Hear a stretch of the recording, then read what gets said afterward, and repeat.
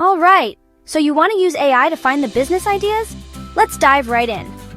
I'm going to walk you through a super practical, step-by-step way to use artificial intelligence to spot opportunities and kickstart your next project. Step 1. Know what you're passionate about, or at least curious. Seriously, AI is smart, but it's not going to do the dreaming for you. Start with a few topics you like. Maybe it's fitness tech, eco-friendly products, or, hey, automating chores. Step 2. Open up your favorite AI tool. ChatGPT, Gemini, Claude, whatever works for you. Start asking questions like, what are the top trending business ideas in tech? Or what do people struggle with in this area? AI can crunch amounts of data and spit back trends, pain points, even gaps in the market. Step 3. Dig deeper. Let's say AI mentions that people hate sorting receipts.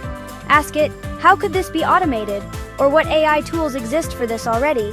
You're basically brainstorming, but with a supercomputer sidekick. Now, here's the cool part. Automation.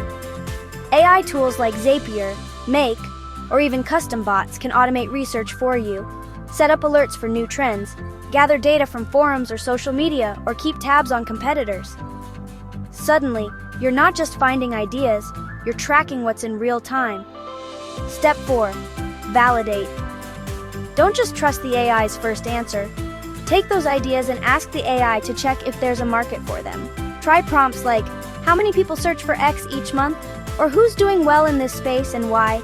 You're building a mini business plan all powered by AI. Finally, step 5, make it yours. Add your own twist, your own style. AI can show you the door, but you've got to walk through it. Use those insights to launch something that's actually useful and uniquely.